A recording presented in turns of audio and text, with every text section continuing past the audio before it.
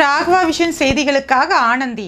விரிவான செய்திகளை காணும் முன் இன்றைய முக்கிய செய்திகள்.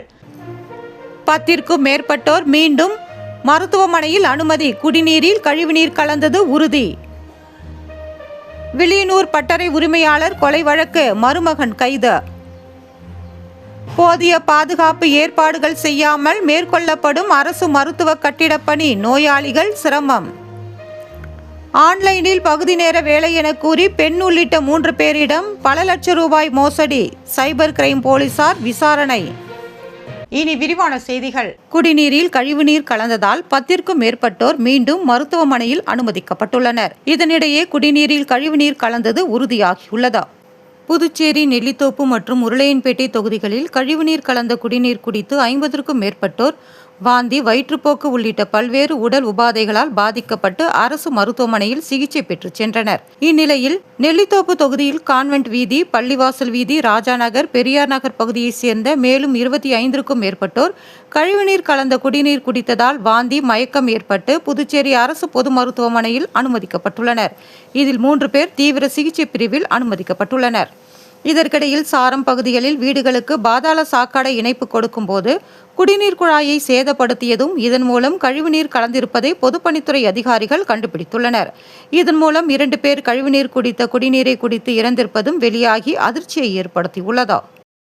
வில்லியனூர் பட்டறை உரிமையாளர் கொலை வழக்கில் மருமகன் கைது செய்யப்பட்டுள்ளார். புதுவை உருவையாறு புதுநகரை சேர்ந்தவர் வேதகிரி. வில்லியனூர் உதயம்பட்டு மெயின் ரோடு தீயணைப்பு நிலையம் எதிரில் இரும்பு பட்டறை வைத்து தொழில் செய்து வந்துள்ளார். இவருக்கு அமுதா என்ற மனைவியும் பிள்ளைகளும் உள்ளனர். வேதகிரி இரவில் பட்டறையில் படுத்துக் கொள்வார். அவருக்கு துணையாக மனைவி அமுதாவின் தம்பியும் மருமகனுமான ஆறுமுகம் என்பவரும் வேலை செய்து வந்துள்ளார். இரவில் வேதகிரியுடன் ஆறுமுகம் பட்டறையில் படுத்து தூங்குவது வழக்கம். வேதகிரிக்கு மது குடிக்கும் பழக்கம் வந்துள்ளது. மது குடித்துவிட்டு மனைவி மற்றும் பிள்ளைகளுடன் அடிக்கடி சண்டை போட்டு வந்துள்ளார். இந்நிலையில் கடந்த 21ஆம் தேதி வேதகிரி படுகாயங்களுடன் உயிரிழந்து காணப்பட்டார். இதுகுறித்து வில்லியனூர் போலீசார் வழக்கு பதிவு செய்து விசாரணை நடத்தி வந்தனர். அப்போது ஆறுமுகம் மீது சந்தேகம் இருப்பதாக அமுதா புகார் அளித்திருந்தார். அதன் பேரில் போலீசார் வழக்கு பதிவு செய்து விசாரணை நடத்தியதில் குடிபோதையில் ஏற்பட்ட தகராறில் வேதகிரியை சுத்தியலால் மைத்துனர் ஆறுமுகம் அடித்து கொலை செய்தது தெரியவந்தது. இதனையடுத்து ஆறுமுகத்தை கைது செய்த போலீசார் அவரை நீதிமன்றத்தில் ஆஜர்படுத்தி காலாப்பட்டு மத்திய சிறையில் அடைத்தனர். போதிய பாதுகாப்பு ஏற்பாடு செய்யாமல் மேற்கொள்ளப்படும் அரசு மருத்துவ கட்டிடப் பணியால் நோயாளிகள் சிரமமடைந்துள்ளனர். புதுச்சேரி நகரின் மையப்பகுதிகளில் அரசு பொது மருத்துவமனை இயங்கி வருகிறது. இங்கு நாள்தோறும் 1000க்கும் மேற்பட்ட நோயாளிகள் சிகிச்சை பெற்று செல்கின்றனர். இந்நிலையில் மருத்துவமனையின் பல்வேறு பகுதிகளில் சீரமைப்பு மற்றும் கட்டுமான பணிகள் நடைபெற்று வரும் நிலையில் அங்கு போதிய பாதுகாப்பு நெறிமுறைகளை பின்பற்றாததால் நோயாளிகள் பெருமளவில் பாதிக்கப்பட்டுள்ளனர். அவசர சிகிச்சை பிரிவு, டெங்கு சிகிச்சை பிரிவு மற்றும் புற நோயாளிகள் பிரிவு ஆகிய பகுதிகளில் கட்டுமான பணிகள் நடைபெற்று வரும் நிலையில் அங்கிருந்து வெளியாகும் சத்தம், தூசு மற்றும் கட்டுமான துகள்களால் நோயாளிகள் பெரும் சிரமத்திற்கு ஆளாகியுள்ளனர். இதனால் ஏற்கனவே சுவாச பிரச்சனை சம்பந்தமான நோய் இருப்பவர்கள், இருதய பிரச்சனை உள்ளவர்களும் பாதிக்கப்படும் அபாயம் ஏற்பட்டுள்ளது. மேலும் கட்டுமான பணிகள் முடியும் வரை அப்பகுதியில் உள்ள நோயாளிகளை வேறு இடத்திற்கு மாற்ற வேண்டும் என்று நோயாளிகள் மற்றும் அவர்களது உறவினர்கள் கோரிக்கை விடுத்துள்ளனர். ஆன்லைனில் பகுதி நேர வேலை என கூறி பெண் உள்ளிட்ட 3 பேரிடம் 13 லட்சம் ரூபாயை மோசடி செய்த மர்ம நபர்களை போலீசார் தேடி வருகின்றனர். புதுச்சேரி பூரணாங்குப்பம் பகுதியைச் சேர்ந்த ஆண் நபரை டெலிகிராம் மூலமாக அறிமுகம் இல்லாத நபர் தொடர்பு கொண்டுள்ளார். ஆன்லைன் பகுதி நேர வேலை மூலமாக வீட்டில் இருந்தவாறே அதிகமாக சம்பாதிக்கலாம் என்று ஆசை வார்த்தை கூறியுள்ளார். இதனை நம்பி அவர் 10,53,000 ரூபாயை செலுத்தி டாஸ்க்குகளை முடித்துள்ளார். ஆனால் அதற்கான லாபமும் செலுத்திய தொகையும் திரும்ப கிடைக்கவில்லை. சம்பந்தப்பட்ட நபரை மீண்டும் தொடர்பு கொள்ள முடியவில்லை. அதன் பிறகே தான் ஏமாற்றப்பட்டதை உணர்ந்தார். இதேபோல வீட்டில் இருந்தபடியே அதிகமாக சம்பாதிக்கலாம் என அறிமுகமில்லாத நபர் கூறியதன் பேரில் கொம்பாக்கத்தை சேர்ந்த இளப்பெண் 2,35,320 ரூபாயை இழந்துள்ளார்.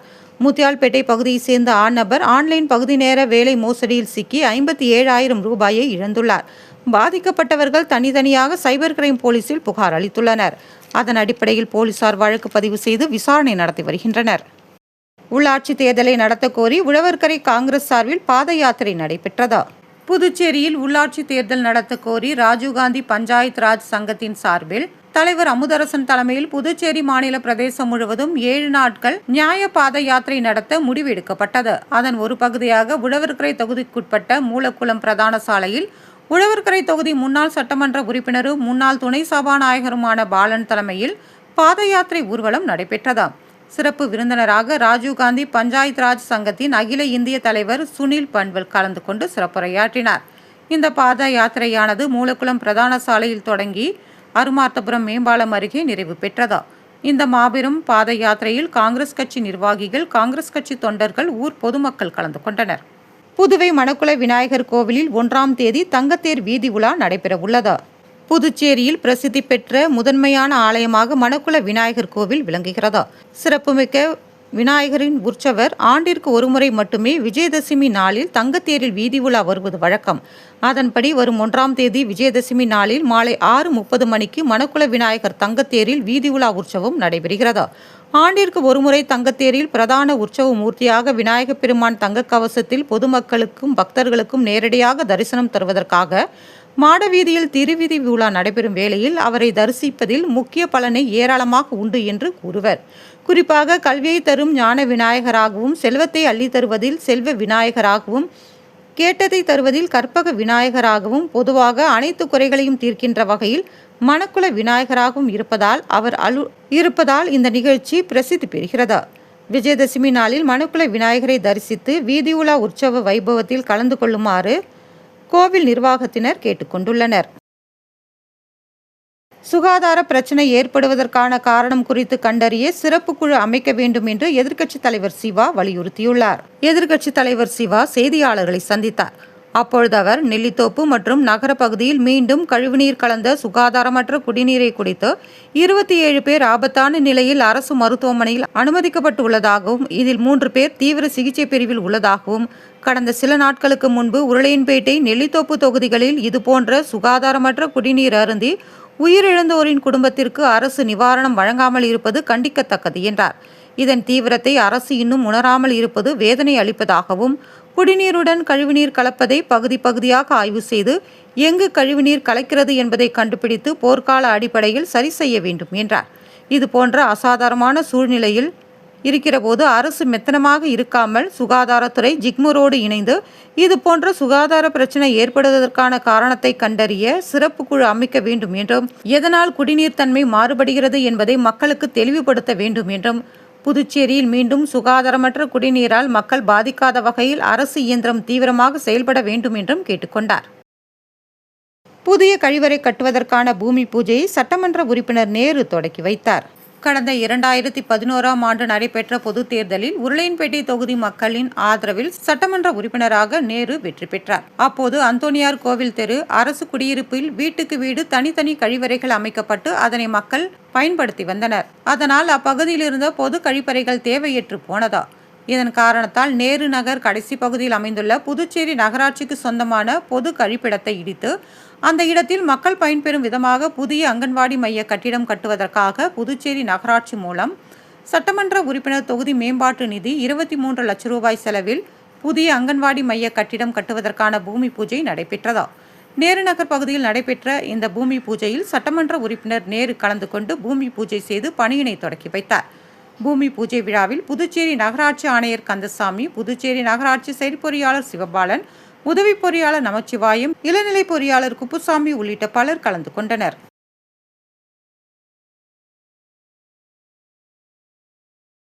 நேற்று 2வது நாளாக தங்கத்தின் விலை உச்சத்தை தொட்டது அதிர்ச்சியை ஏற்படுத்தியுள்ளது. தங்கத்தின் விலை கடந்த மாதத்தில் இருந்து அதிரடியாக உயர்ந்து வருகிறதா. அதன் பிறகு மாதம் இறுதியில் இருந்து தினம் தினம் விலையேற்றம் என்ற புதிய வரலாற்று உச்சத்தை கண்டு வந்ததா. இந்நிலையில் நேற்று தங்கம் விலை மேலும் அதிகரித்து உயர்வை சந்தித்ததா.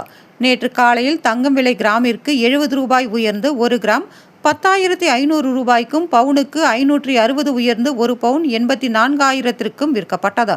அதேபோல நேற்று காலையில் வெள்ளியின் விலையும் உயர்ந்து காணப்பட்டது. நேற்று முன்தினம் போலவே 2வது முறையாக நேற்று மாலையும் தங்கம் விலை கிடுகிடுவென்று உயர்ந்தது.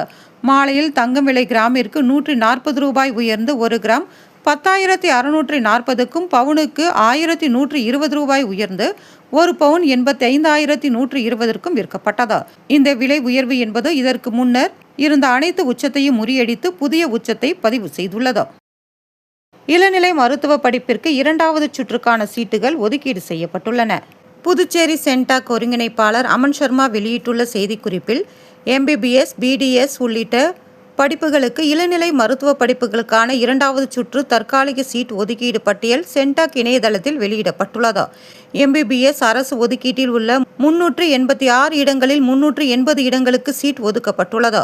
இன்னும் 6 இடங்கள் காலியாக உள்ளன. நிர்வாக ஒதுக்கீட்டில் உள்ள 301 இடங்களில் 331 இடங்களுக்கு சீட் ஒதுக்கப்பட்டுள்ளது. இன்னும் 170 இடங்கள் காலியாக உள்ளன. NRI ஒதுக்கீட்டில் உள்ள 116 இடங்களில் 75 இடங்களுக்கு சீட் ஒதுக்கப்பட்டுள்ளது. இன்னும் 41 இடங்கள் காலியாக உள்ளது. BDS படிப்பில் அரசு ஒதுக்கீட்டில் உள்ள 121 இடங்களில் 114 இடங்களும், நிர்வாக ஒதுக்கீட்டில் உள்ள 180 இடங்களில் 130 இடங்களும், NRI ஒதுக்கீட்டில் உள்ள 5 இடங்களில் 1 இடமும் சீட் ஒதுக்கப்பட்டுள்ளது. இன்னும் அரசு ஒதுக்கீட்டில் 7 இடங்களும், நிர்வாக ஒதுக்கீட்டில் 50 இடங்களும், NRI ஒதுக்கீட்டில் 4 இடங்களும் காலியாக உள்ளன. சீட்டு ஒதுக்கப்பட்ட மாணவர்கள் தங்களது டேஷ்போர்டில் உள்நுழைந்து சீட் ஒதுக்கீடு உத்தரவை பதிவிறக்கம் செய்து கொள்ளலாம். அனைத்து அசல் சான்றிதழ்கள் மற்றும் சீட்டு ஒதுக்கீட்டு உத்தரவை இன்று காலை 10 மணி முதல் 30ஆம் தேதி மாலை 5 மணி வரை சம்பந்தப்பட்ட கல்லூரி முதல்வர்களிடம் சமர்ப்பித்து கல்லூரியில் சேரலாம். கல்வி கட்டணம் குறித்து தகவல் சென்டாக் இணையதளத்தில் பதிவேற்றம் செய்யப்பட்டுள்ளதாக அவர் குறிப்பிட்டுள்ளார்.